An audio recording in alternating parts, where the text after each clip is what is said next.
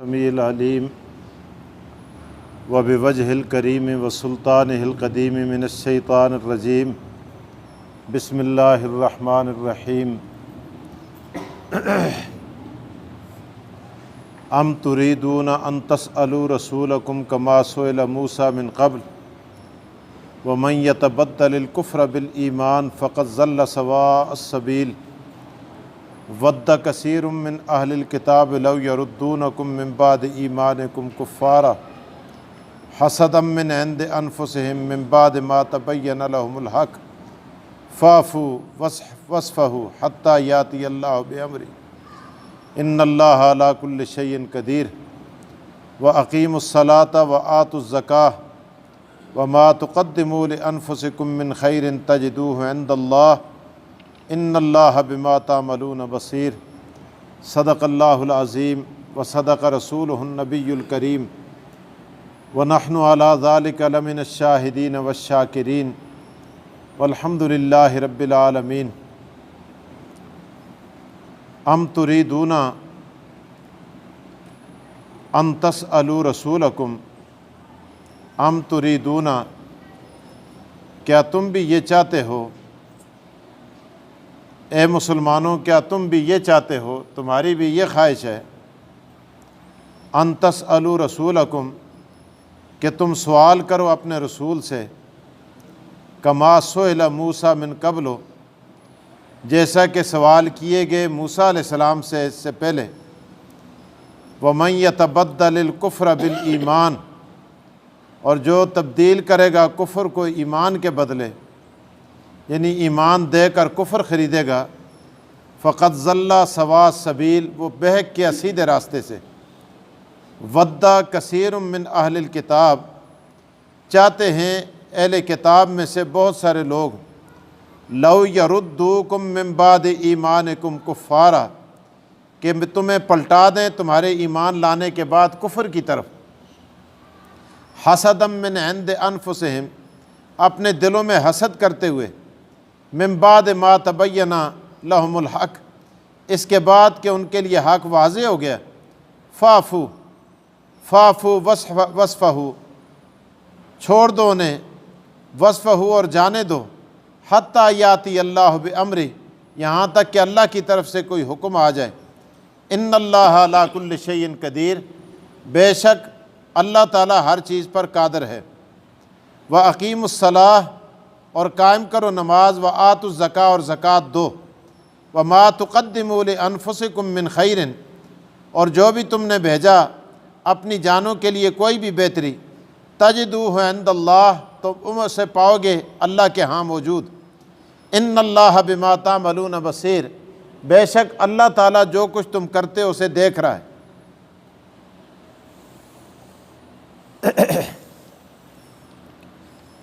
قرآن کریم کی ان آیات کے اندر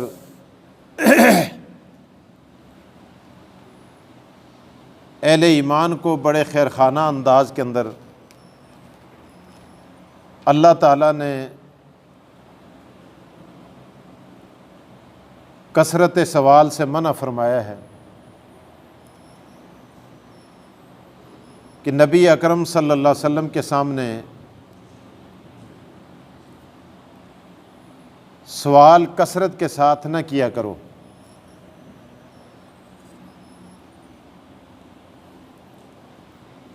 اور پھر مثال دے کر یہ ارشاد فرمایا کما سئل موسیٰ کہ موسیٰ علیہ السلام کی قوم بھی بار بار سوالات کر کے مشکل کے اندر پھنسی اور انہوں نے اپنے لیے مشکلات پیدا فرمائی۔ پیغمبر جو کہہ دے جو بتا دے اللہ کا جو حکم ہو اس کے سامنے بلا چو و چراں سر تسلیم خم کر دو بس،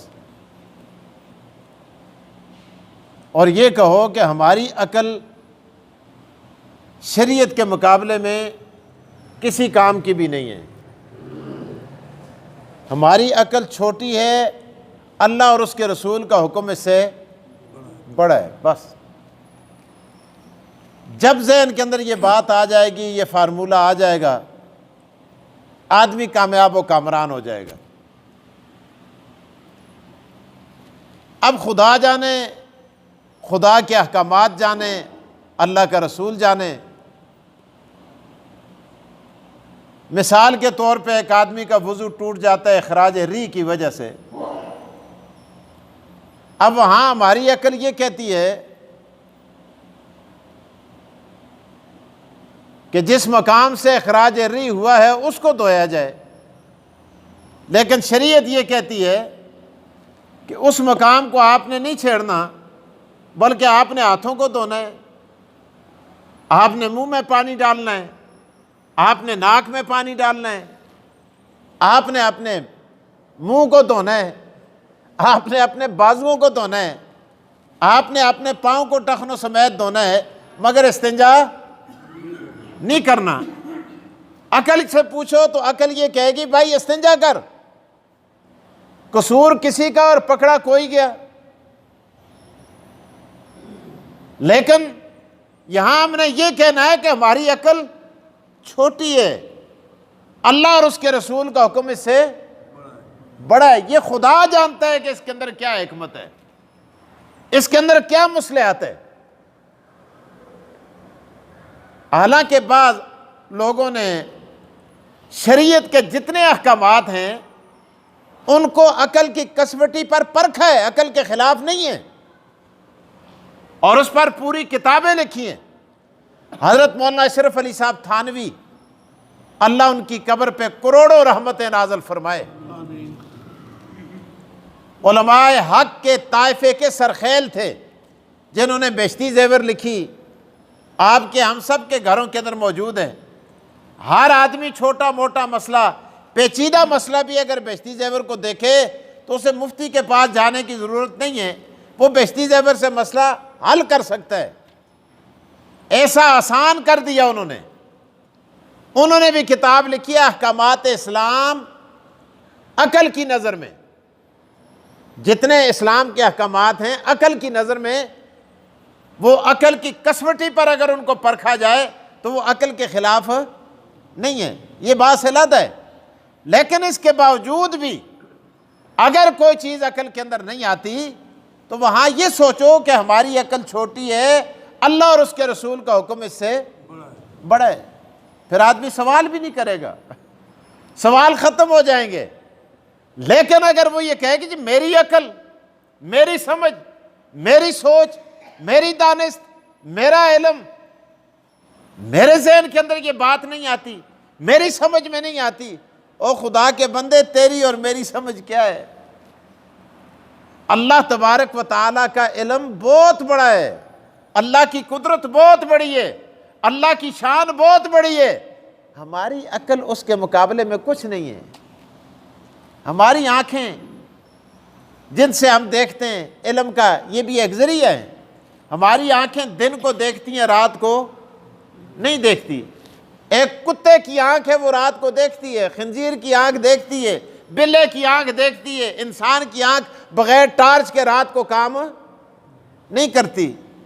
آج بھی دن کو بھی ہمیں اینک لگانے کی ضرورت پڑتی ہے۔ کدے کسا کتے کو بھی اینک لگی تھی دیکھیے، کسا بندرہ کو اینک لگی تھی دیکھیے، کسا خنزیرہ کو اینک لگی تھی دیکھیے، کسا بکری یا بکرے کو اینک لگی تھی دیکھیے۔ بھائی ان کو اینک کی ضرورت ہی نہیں پڑتی، ہمیں دن کو بھی بغیر اینک کے نظر نہیں آتا، رات کو ہمیں نظر آتا ہی نہیں ہے، ان کو نظر آتا ہے۔ تو جانوروں سے بھی ہماری آنکھ دیکھنے کی قوت مختصر ہے، محدود ہے، تو پھر ہم باتیں بڑی بڑی کرتے ہیں جی ہماری عقل میں نہیں آتی، فلاں حکم شریعت کا میری عقل میں نہیں آتا، میری سمجھ میں نہیں آتا۔ او خدا کے بندے، یہ فارمولہ ذہن کے اندر رکھ کہ میری عقل چھوٹی ہے، خدا کا دین بہت بڑا ہے۔ دوسرا آلہ جس سے ہمارے ذہن میں علم آتا ہے وہ کیا ہے؟ ناک کے ذریعے سونگھ کے ہم پتہ چلاتے ہیں نا کسی چیز کا، سونگھ دیں گے نا، ہم سونگھ کے دیکھتے ہیں کہ بھائی اس سے کہیں بو تو نہیں آ رہی۔ یہ بھی ایک علم کا ذریعہ ہے۔ ہماری ناک کی قوت شامہ جس کو ہم کہتے ہیں، سونگھنے کی قوت، ایک چونٹی سے بھی کم ہے۔ چونٹی کی آنکھیں نہیں ہوتی، اس کی سونگنے کی قوت ہے۔ حیات الحیوان کے اندر علامہ تیمیری لکھتے ہیں چونٹی کی آنکھیں نہیں ہیں، سونگ کے پتہ چلاتی ہے کہ ابھی یہاں آپ چینی پھینکیں، آپ عشاء کو آئے یہاں چونٹی کو لینے لگی ہوئی ہوگی، ان کو کون بتاتا ہے؟ کون خط لکھتے ہے؟ کون انہوں کو کال کر دے کہ جی فلانی جی چینی پی دی آؤ تسی؟ نہیں، ان کی قوت ہے، قوت شامہ ہے کہ جس کو سونگ کر وہ آتی ہیں۔ اور یہ فارسی کی ایک ضرب المثل مشہور ہے، پائے مارے چشم مورے، پائے مارے چشم مورے، نان ملا کس ندید۔ آتن ملانے دی روٹی تے سپا دے پیر، ملانے دی روٹی سپا دے پیر۔ پرانے زمانے میں ملانے کنجوسی کر کر کے نا تو آپا کو مشہور کر کے داسا، ملانے دی روٹی نان ملا، پائے مار سپا دے پیر، چشم مور، مور کہتے ہیں یہ چونٹی کو، چونٹی کی آنکھیں کس نہ دید، کسا سنا نہیں دیکھیاں۔ طالب علم چلتے ایسے نا لوگ ٹک ٹک ٹک دروازے تے وقت ایسے جی ملانے دا کار ہے، وہ وظیفے ایسے مڑ گئے دے ایسے۔ تو یہ ضرب المثل ہیں۔ تو یہ چونٹی کی آنکھیں نہیں ہوتی، چونٹی کی آنکھیں نہیں ہوتی، وہ سونگ کے پتہ چلاتی ہے کہ فلاں جگہ مٹھائی پڑی ہے، لائن لگ جاتی ہے، قطار لگ جاتی ہے۔ تو میں عرض یہ کر رہا تھا ہماری سونگنے کی قوت جو ہے جو چونٹی سے بھی کم ہے۔ اسی طرح اور بہت ساری مثالیں یہاں، جتنی بھی ہماری کو قوت لامسہ دیکھیں، قوت معاشیہ دیکھیں، قوت ناظرہ دیکھیں، قوت ذہنیہ دیکھیں، یہ جتنی ہماری ضرورت تھی اتنی اللہ نے ہمیں دی ہے۔ اگر اس میں تھوڑا سا اضافہ ہو جاتا نا پھر بھی ہمارے لیے مسئلہ بن جاتا۔ اگر ہماری سونگنے کی قوت تیز ہو جاتی، یہ گٹر کی ساری بدبو ہمیں یہاں آتی ہے، ایسے کھا لگتے ایسے خدا سن اتنی دیتی ہے جتنی ضرورت اسی۔ نظر استی تیز ہو جلے ہے جی، یہ بلیاں دی تیز ہے، کتیں دی تیز ہے، گدڑاں دی تیز ہے، اس طرح کا اگر ہماری نظر بھی تیز ہو جاتی، پانی پینا ہمارے لیے مشکل ہو جاتا، اندر جرثومے نظر آتے، پھل کھانا مشکل ہو جاتا، روٹی کھانی مشکل ہو جاتی، جتنی استی ضرورت اسی اتنی خدا سن دیتی ہے۔ بہرحال جی میری سمجھ میں نہیں آتا، مجھ کو نہیں صحیح ہوتا، میرے دماغ میں نہیں آتا۔ فرمایا اس کسوٹی پہ نہ تولا کرو، اللہ کا دین بڑا ہے، تیری عقل چھوٹی ہے، تیری قوتیں چھوٹی ہیں۔ تو اس لیے اللہ تبارک و تعالیٰ نے فرمایا قرآن کریم کی آیت، اللہ فرماتے ہیں ام تریدون ان تسألوا رسولکم کما سئل موسیٰ من قبل۔ اللہ فرماتے ہیں ام تریدون، اے صحابہ کرام، اے صحابہ کرام، اے محمد مصطفیٰ کے دیوانوں، اے محمد مصطفیٰ کا کلمہ پڑھنے والوں، ام تریدون ان تسألوا رسولکم، کیا تم چاہتے ہو کہ تم بھی اپنے رسول سے اسی طرح کے اوٹ پٹانگ سوال آ کے کرو، آ کے دو جہاں محمد مصطفیٰ سے آ کے پوچھو، کما سئل موسیٰ، جس طرح موسیٰ علیہ السلام سے ان کی قوم آ کے پوچھتی تھی کہ گائے کیسی ہو، اس نے ہل چلایا ہو کہ نہ چلایا ہو، اس کی رنگت کیسی ہو، اس کی عمر کیسی ہو، اس کی کھال کیسی ہو، اس کے بال کیسے ہو۔ اللہ فرماتے ہیں وہ پوچھتے گئے، خدا کہہ دیں لگاتا گیا، اگر نہ پوچھتے کوئی بھی گائے لے کر ذبح کر لیتے، اللہ فرماتے ہیں ان کا کام حل ہو جاتا۔ اللہ فرماتے ہیں کما سئل موسیٰ، جس طرح موسیٰ علیہ السلام سے سوال کیے گئے، من قبل، اس سے پہلے۔ موسیٰ علیہ السلام حضور تو بعد آئیں نا جی، اچھے آپ سڑو نا، کون بعد پہ آئے؟ اوہ حضور پاک تو بات ہے، کوئی نبی آیا ہی نہیں، کوئی جمسی نہ کسانے تھے نہ کوئی۔ تو موسیٰ علیہ السلام پہلے آسے نا، سارے نبی قدم کتے آسے، حضور تو پہلے آسے، آخری نبی، اللہ اکبر، نبوت کی آخری اینٹ آقا دو جہاں محمد مصطفیٰ ہیں۔ آپ کے بعد جو نبوت کا دعویٰ کرتا ہے یا کرے گا، اس شخص کے تو ایمان کی بات کرنی ہی نہیں ہے، اس شخص کو جو مومن سمجھتا ہے، جو دلیل مانگتا ہے، وہ بھی کافر ہو جاتا ہے۔ یہ اتنا قطعی مسئلہ ہے، قطعی الدلالت، یہ عقیدہ ہے، مسئلہ نہیں بلکہ عقیدہ ہونا چاہیے ہر مسلمان کا کہ آپ آخری نبی ہیں۔ تو بہرحال اللہ تعالیٰ نے ارشاد کما سئل موسیٰ من قبل، اور انہوں نے موسیٰ علیہ السلام کو لوگ کہ پوچھا کہ سوال انہوں نے او موسیٰ اسی تام انسان توڑے خدا کو کہ اپنی اکھیاں نال دیکھ ساں، خطا نر اللہ جہرتن، صاف جدوں سا اپنی اکھیاں نال نہیں دیکھیا، اسی تو پیا خدا خدا کر اسی خدا کو مننا واسطے تیار نہ۔ اللہ آختے اے جے نہ بنو جیاں انہاں کیتا ہے تے پھر جڑا کم انہاں نال ہوئے کرے تساں نال نہ ہو جلے۔ اللہ اکبر۔ تو اللہ تعالیٰ ارشاد فرماتے تو اس قسم کے سوالات انہوں نے کیے، فرمایا غیر ضروری سوالات۔ بخاری شریف کی حدیث ہے، نبی اکرم صلی اللہ علیہ وسلم نے ارشاد فرمایا کہ 3 کام مت کرو، فضول باتیں نہ کرو، فضول سوالات نہ کرو، اور فضول خرچی نہ کرو۔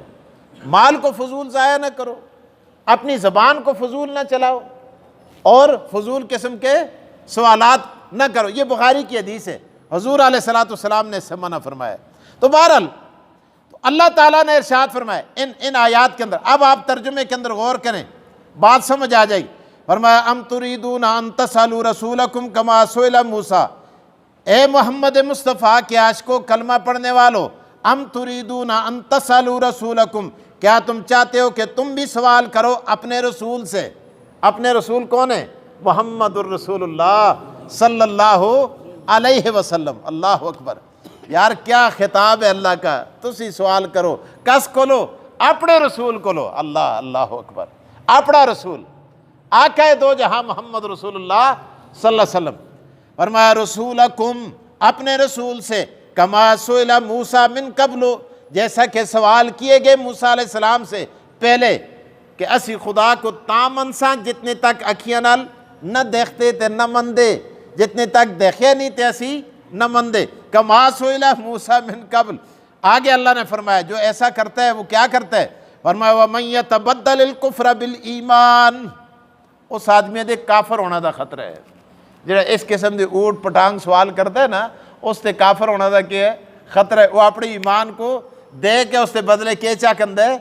کفر چا کندہ ہے، کہ مڑیاں اکھیاں میں، مڑے دماغہ بے، مڑے ذہن بے، مڑی سمجھ بے، اے فلانی گل نہیں آندی، فلانا شریعت تا حکم نہیں آندا، اس کو بتایا جائے کہ آقا دو جہان ہے یہ فرمایا جی مڑے دماغہ بے گل میرے دماغ میں نہیں آتی، تو اللہ فرماتے ہیں وہ آدمی کیا ہو جاتا ہے؟ کافر ہو جاتا ہے۔ وہ اپنے ایمان کو بیچ کر دے کر اس کے بدلے کفر لے لیتا ہے۔ فقط ضل سواء السبیل، اسی پر اکتفا نہیں کیا بلکہ اللہ نے فرمایا وہ سیدھے راستے سے او دور جا کے بہک گیا، مسلمانوں کی صف سے نکل گیا۔ اگلا مسئلہ آگے اللہ پاک ارشاد فرماتے ہیں یہ اہل کتاب، یہ کافر، ان کی لگی لپٹی باتیں، ان کے اخلاق، ان کی عادات، ان کا پیار، ان کی محبت ان انگریزوں کا دیکھ کر فرمایا کہیں دھوکہ نہ کھا جانا۔ اللہ فرماتے ہیں ان کی باتوں میں آ کے دھوکہ نہ کھا جانا۔ یہ چاہتے ہیں کہ اپنا پیار دے کر، محبت دے کر، دولت دے کر، چمک دکھا کر تم سے تمہارا ایمان لوٹ کر تمہیں کافر بنا دیں، قرآن کریم کی ان آیات کے اندر۔ اور یہ اس لیے نہیں کرتے کہ یہ تم سے پیار کرتے ہیں، نہیں، اللہ فرماتے ہیں حسدم من عند انفسہم، ان دے دلوں میں اگ بل دیے، ان دے دلوں میں تساں واسطے کے بل دیے؟ اگ بل دیے، چنگاریاں ان کے اندر جل رہی ہیں۔ اللہ فرماتے ہیں من بعد ما تبین لہم الحق، انہوں کو پتہ ہے کہ یہ جنتاں بے جلسن، کیونکہ انہوں نے تورات میں پڑھا ہے، اپنی کتابوں میں پڑھا ہے، ان کے علماء کو پتہ ہے، ان کے بڑے بڑے لوگوں کو پتہ ہے کہ یہ محمد مصطفیٰ کے ماننے والے کدھر جائیں گے؟ جنت میں جائیں گے۔ من بعد ما تبین لہم، آگے اللہ فرماتا ہے فاعفوا واصفحوا، فاعفوا واصفحوا، معاف کرو اور جانے دو، حتی یاتی اللہ بامرہ، اللہ پر توکل کرو، ان اللہ علی کل شیء قدیر، اللہ ہر چیز پر قادر ہے۔ ایک اور بات بھی لکھی ہے، نبی اکرم صلی اللہ علیہ وسلم کے 2 صحابی تھے، اللہ اکبر، حضرت عمار بن یاسر اور حضرت حذیفہ رضی اللہ تعالی عنہما۔ ان دونوں کو یہودیوں نے گھیر لیا، کہنے لگے آپ تو بڑے اچھے ہو، بڑے سمجھدار ہو، دیکھو آپ ایسے ہو، ایسے ہو، ایسے ہو، ہمارے ساتھ آ جاؤ، آپ کو اتنی عزت ملے گی، اتنی شان ملے گی، اتنا مقام ملے گا، اتنی سرداری ملے گی، اتنا مرتبہ ملے گا۔ کیا تم نے محمد مصطفیٰ کی غلامی کا توق گلے میں ڈالا ہوا ہے؟ وہاں تو تمہاری کوئی حیثیت ہی نہیں ہے، ادھر آؤ، ہم تمہیں حیثیت دیتے ہیں، مقام دیتے ہیں، مرتبہ دیتے ہیں۔ جس طرح آج بعض لوگوں کو مرزائی لالچ دے دیتے ہیں، گاڑی دے دیتے ہیں، لڑکی دے دیتے ہیں، کاروبار دے دیتے ہیں، دکان دے دیتے ہیں، تھوڑے سے پیسے دیتے ہیں، عیسائی دے دیتے ہیں، مرزائی دے دیتے ہیں، تو ایمان لوٹ کر، اور نہیں آج تو ہمارے نوجوان بک جاتے ہیں خدا کی قسم مرزائیوں پر۔ آج بھی مجھے انتہائی افسوس ہوا، ہمارے دوست نے عابد شاہ نے اپنے ایک افغانی دوست کے بارے میں بتایا جو ہمارا شاگرد بھی رہا ہے گارڈن کے اندر، کہ جی وہ انگلینڈ کے اندر گیا، ایک ویزا لے کر اپنا ایمان بیچ کر قادیانی بن گیا ہے۔ وہاں سے اس نے اپنا نام لکھا اور بتایا، اس نے کہا جی میں احمدی ہو گیا ہوں، قادیانی بن گیا، یہ اپنے آپ کو احمدی کہتے ہیں۔ تو انتہائی خطرناک بات۔ تو ان کو حضرت عمار بن یاسر اور حذیفہ بن یمان رضی اللہ تعالیٰ عنہ کو بہکانے کی کوشش کی۔ تو حضرت عمار بن یاسر رضی اللہ تعالیٰ عنہ نے فرمایا، او یہودیو، یہ بتاؤ کہ جو آدمی وعدہ کر کے توڑ دیتا ہے تمہارے نزدیک اس کی کیا سزا ہے؟ انہوں نے کہا یہ سزا ہے، وہ سزا ہے، فلاں سزا ہے، فلاں سزا ہے۔ آج شکنی کرنے والا بدعات ہمارے دین کے اندر گندا آدمی تصور ہوتا ہے۔ انہوں نے کہا پھر میں کلمہ پڑھ کے محمد مصطفیٰ سے وفاداری کا عہد کر چکا ہوں۔ حضرت حذیفہ سے کہنے لگے، تو حضرت حذیفہ رضی اللہ تعالیٰ نے فرمایا تم جو مرضی روز لگا لو، مجھے چمک مت دکھاؤ، مجھے چمک نہ دکھاؤ، مجھے سارے عرب کی سرداری بھی دے دو، میں اللہ کے رب ہونے کے ساتھ راضی اور محمد مصطفیٰ کے نبی آخر زمان ہونے کے ساتھ راضی۔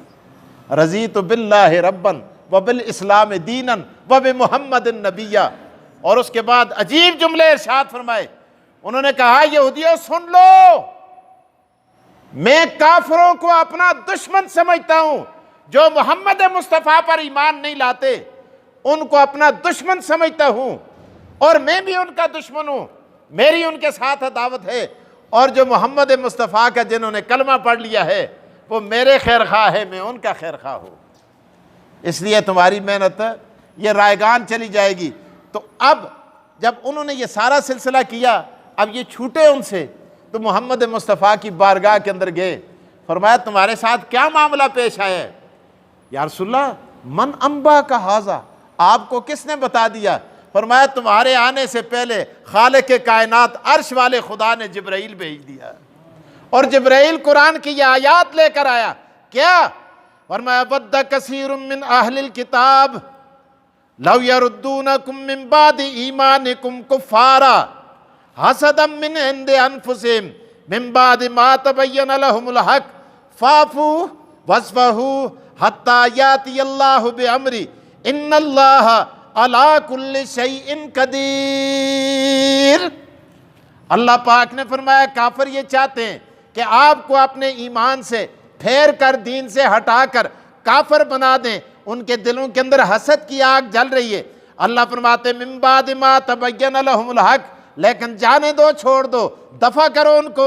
اللہ فرماتے ہیں حتی یاتی اللہ بامرہ، میں خدا تو دیکھ رہا ہوں، میں خدا خود ان کو عذاب دوں گا، سزا دوں گا۔ اللہ فرماتے ہیں ان اللہ علی کل شیء قدیر، جس خدا کے رسول پر تم ایمان لائے ہو، جس خدا پر تم ایمان لائے ہو، یقین کر بیٹھے ہو، وہ خدا کوئی ایسا ویسا نہیں ہے۔ اللہ فرماتے ہیں وہ خدا ہر چیز پر قادر ہے، ان اللہ علی کل شیء قدیر۔ آگے فرمایا اگر تم اپنے آپ کو یہودیوں اور عیسائیوں کے جال سے بچانا چاہتے ہو، اگلی آیات کے اندر وہ نسخہ اللہ تبارک و تعالیٰ نے بتا دیا کہ اس پر عمل کرو گے، کوئی یہودی، کوئی عیسائی، کوئی مرزائی، کوئی بھی غیر مذہب تمہارے ایمان پر ڈاکہ زن نہیں ہو سکے گا۔ وہ نسخہ کیا ہے؟ اللہ فرماتے ہیں وَأَقِيمُوا الصَّلَاةَ وَآتُوا الزَّكَاةَ، نماز قائم کیا کرو، اور جو تم میں سے صاحب مال ہیں اپنے مال کی زکوٰۃ دیا کرو۔ اگر تم نمازی بن گئے، زکوٰۃ دینے والے بن گئے، اللہ فرماتے ہیں تمہارے ایمان اتنے پختہ ہو جائیں گے کہ کوئی غیر مذہب تمہارے ایمان پہ ڈاکہ زن نہیں ہو سکے گا۔ اور آگے اللہ فرماتے ہیں وَمَا تُقَدِّمُوا لِأَنفُسِكُم مِّن خَيْرٍ تَجِدُوهُ عِندَ اللَّهِ، تمہاری نمازیں، تمہاری صدقات، تمہاری زکاتیں، تمہارا ذکر، تمہارا اذکار، تمہاری نیکیاں جو بھی تم کرتے ہو، تَجِدُوهُ عِندَ اللَّهِ، ان کو موجود پاؤ گے اللہ کے ہاں۔ ان اللہ بما تعملون بصیر، بے شک اللہ تعالیٰ جو بھی تم عمل کرتے ہو سارے اعمال کو دیکھ رہا ہے۔ اللہ مجھے اور آپ کو عمل کی توفیق دے۔ وآخر الدعوانا ان الحمد للہ رب العالمین۔